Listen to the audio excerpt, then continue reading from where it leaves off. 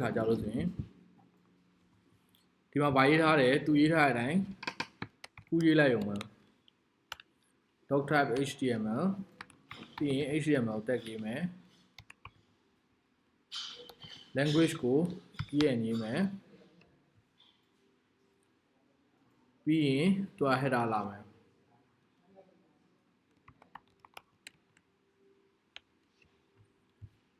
header ထဲမှာသူဗာရေးထားတယ် meta text ရေးမယ်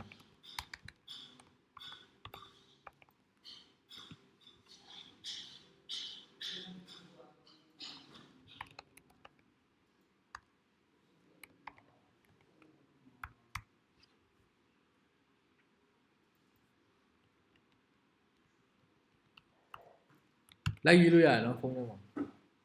လိုက်ရေးခြင်းနဲ့ဖုန်းထဲမှာလိုက်ရေးလို့ရတယ်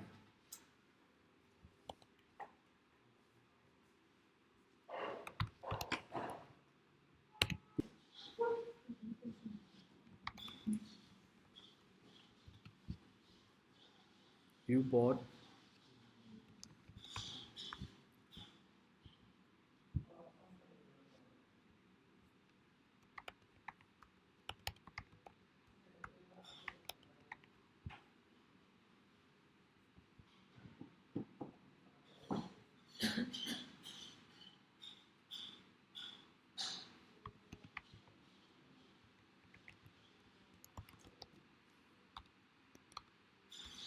initial scale equal to 1.0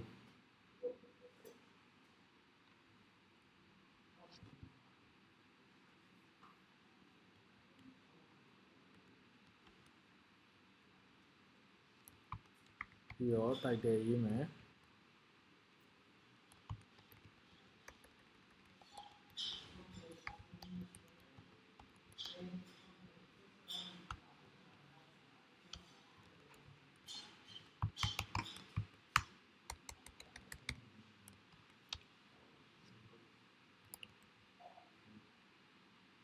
body ရေးမယ် body မှာသူပါသုံးထားတယ်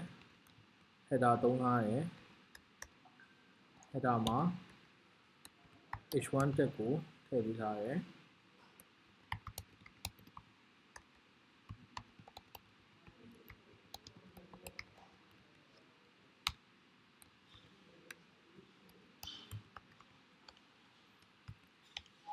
ပြီးတော့ section tag သုံးထားတယ် section မှာ website မှာရေးခြင်းနဲ့ content ကိုထည့်မှာ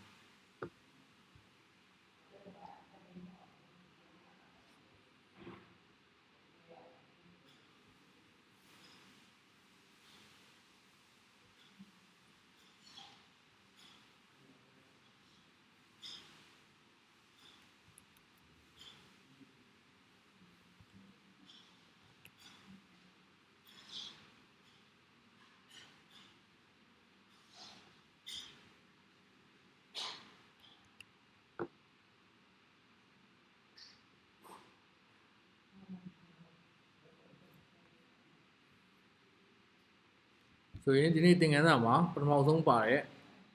website structures website တစ်ခုကိုရေးပြီးသွားပြီ doc type html ပါမယ် code တွေနဲ့ပြန်ဆက်လိုက်မယ် html language ပါမယ် meta text နှစ်ခုပါမယ် header ပါမယ် section ပါမယ်ဒါပြီအဲ့ဆိုရင်ဒီဟာကို browser မှာတောက်ဖွင့်ကြည့်မယ်ဒီမှာ responsive website ရပြီကိုရေးထားတဲ့ website ရပြီအဲ့ဒါကိုဒါတို့ responsive ဖြစ်မဖြစ်ဘယ်လိုကြည့်မလဲဆိုတော့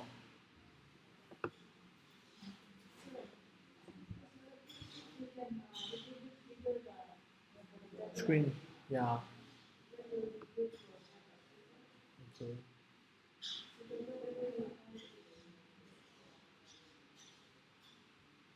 ဆိုတော့ခုနကဆရာတို့ရေးထားတဲ့ website ကအခု base screen မှာပြနေရတယ်ဆိုတော့400 871 width ရှိတဲ့ device တစ်ခုမှာပြနေတယ်ဒီမှာဖုန်းတွေထဲမှာကြည့်ကြည့်မယ် pixel 7ထဲမှာဆိုရင်ဒီ website ကဘယ်လိုနေလဲတော့ဒီ website က adjust လုပ်သွားတယ် text တွေကို content တွေကို adjust လုပ်သွားတယ်เนาะ device width နဲ့ဒီမှာ website ရေးတဲ့အခါကျရင်ကိုရေးထားတဲ့ website ကို user တွေဘယ်လိုသုံးလို့ရမလဲဆိုတာကိုဒီမှာသွားကြည့်လို့ရတယ်ဆိုတော့ကို user တွေကဘာ device သုံးလဲဆိုတာဘယ်လိုကြည့်မလဲဆိုရင်ကျွန်တော် website မှာ Google Analytics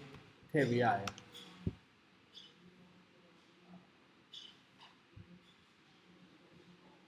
အဲ့တော့ဘယ်လိုထည့်လို့ရလဲဆိုတော့နောက်ပိုင်း advanced development ဒီမှာပြောပြပေးမယ်เนาะအခုတော့ဘယ်လိုကြည့်လဲဆိုတာကိုပဲတစ်ချက်ပြပေးနော်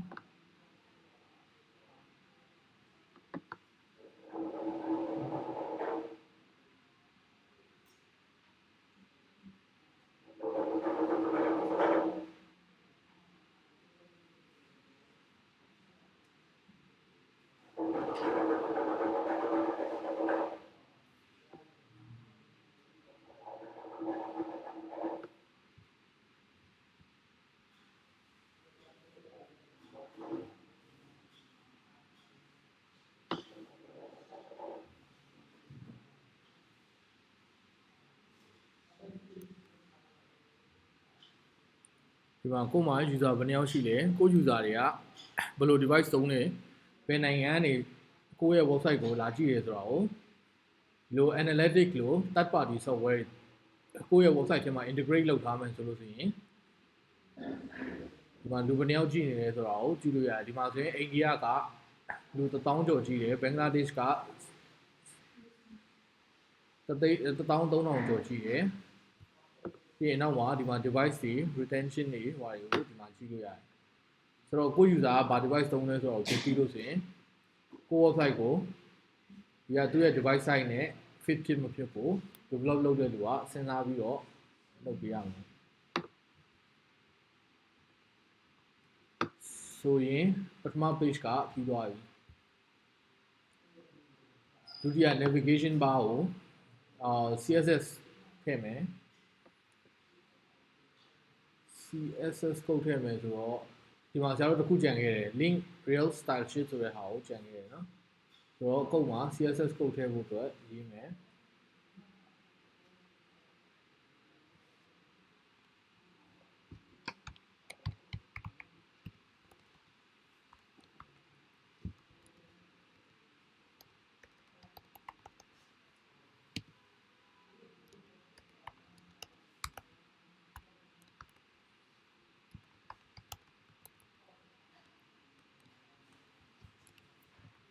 ဆိုတော့ကုတ်ကမှန်လား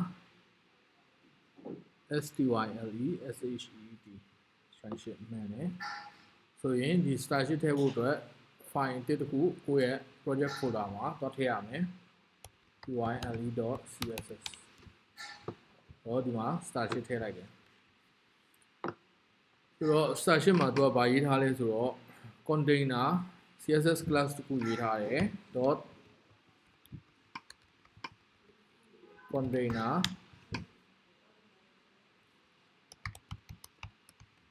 display flex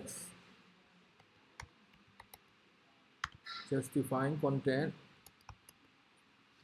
space between ဆိုရင်ဒီမှာ CSS property တစ်ခုရေးသွားပြီဆိုတော့ဆရာတို့ကဒီ container ဆိုတဲ့ class ကို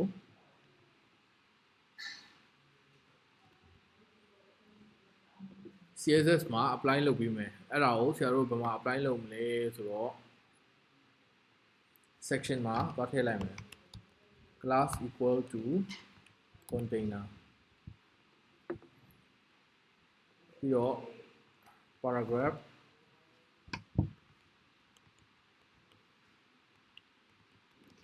ဒီခုလောက်ရေးလိုက်မယ်ဒီမှာ CSS class ကို apply လုပ်ထားတယ်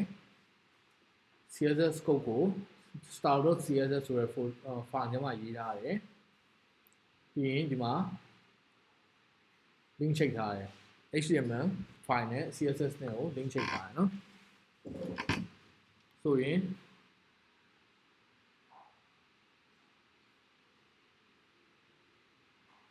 ဒါကို website ကိုပြန်သွားကြည့်မယ်ဆိုရင်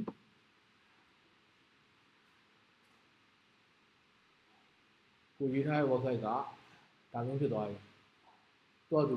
တကယ်ဆိုလို့ဆိုရင်အရင်ရက်တွေကဆရာတို့ရေးတဲ့ဟာ paragraph က paragraph 1ပြီးရင်2 3 4ဒီလိုမျိုးဖြစ်ကြမှာဒါပေမဲ့အခု CSS flexbox ကိုသုံးလိုက်တဲ့အခါကျတော့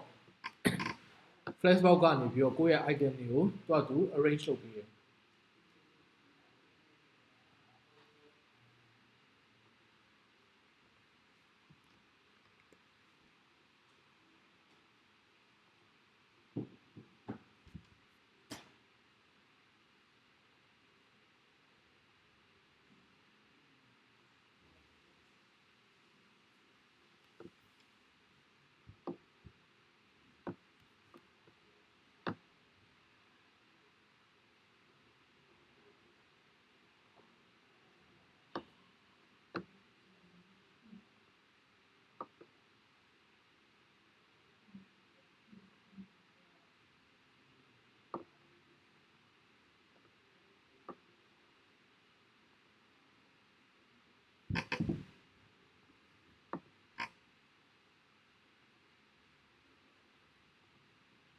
တော့ဒီဟာကိုတခြား device မှာဘယ်လိုဖြစ်မလဲကို website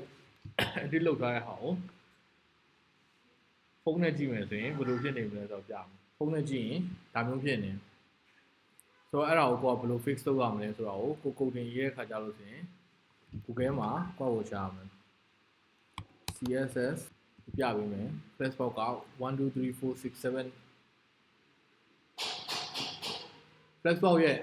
normal သဘောတရားကဒီလိုသွားတယ်တစ်ကနေပြီးတော့9ထိသွားတယ်သူ့မှာဘာ property တွေရှိတယ်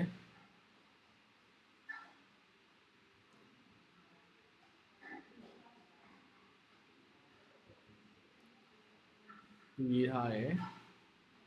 ပြီးရင်ဒီမှာ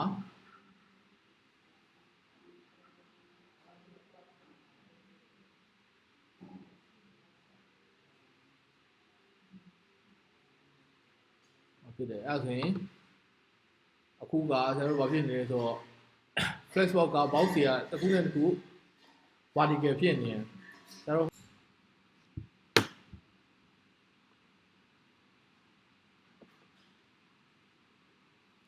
ို့ line item ဆိုတဲ့ဟာကိုထည့်ပေးရမယ်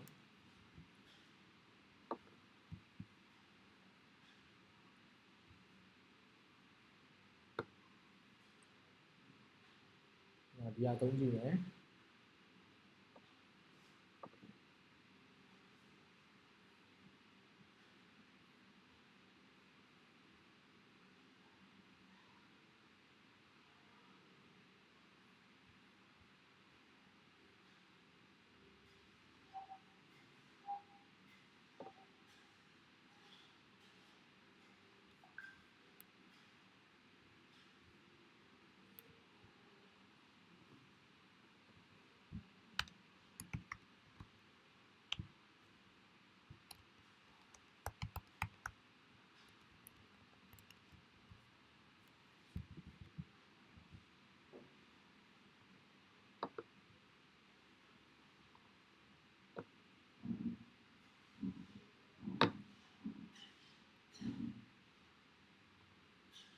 ဒီမှာဒါမျိုးကိုလိုချင်တဲ့ပုံစံကို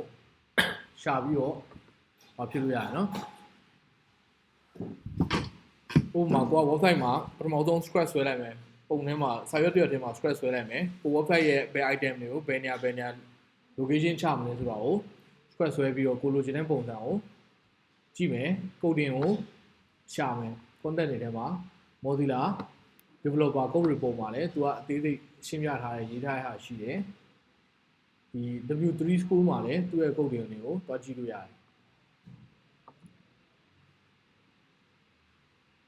ဆိုတော့ CSS flex container လုပ်ပြပြီးသွားပြီဒီ container အလုပ်သိမဖြစ်လို့ဒီ container ကိုခဏဖြုတ်ထားလိုက်မယ်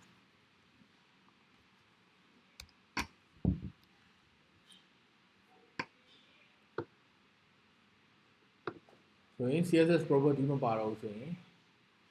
တော့ဘယ်လိုဖြစ်သွားမလဲဆိုတော့ save မလုပ်ရဘူးနော်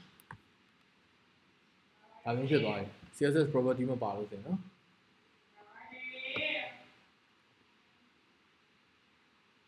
အခု navigation bar ရေးမယ်ဆိုတော့ nav bar က header ထဲမှာheader ကသက်ထားမယ် nav bar က body ထဲမှာပဲ header ရဲ့ပုံမှာ nav bar ကိုရေးပေးမယ်ဘာရေးမလဲပထမဆုံး an order list တစ်ခု create လုပ်မယ်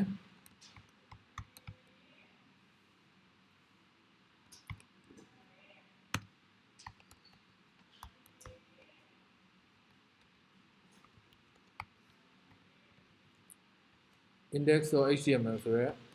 file ကိုသွားတဲ့ link တစ်ခုလုပ်မယ်နာမည်ကို home လို့ပေးလိုက်မယ်အခါမေးချင် copy ပြန်ဆွဲလိုက်မယ် about.html သွားမယ်နာမည်ကို about လို့ပေးလိုက်မယ်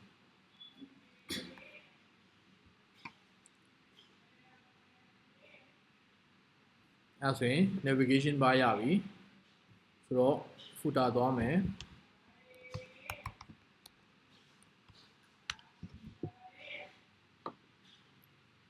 ဆိုတော့ဒီက copy ဆွဲလို့မရဘူး footnote တစ်ခုကို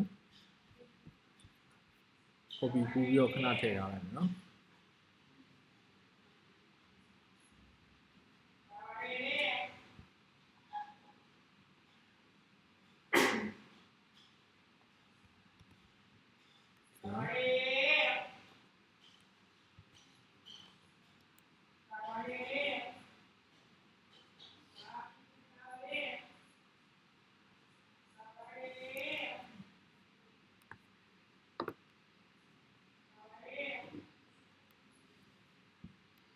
ဆိုရင် footnote ရပြီ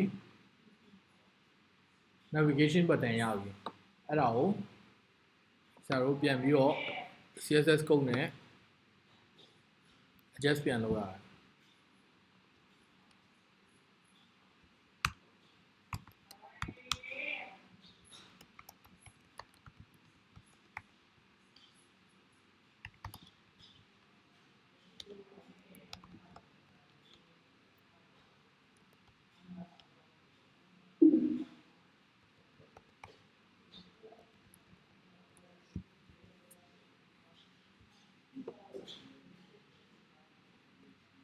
ဒီမှာ center ရောက်သွားပြီ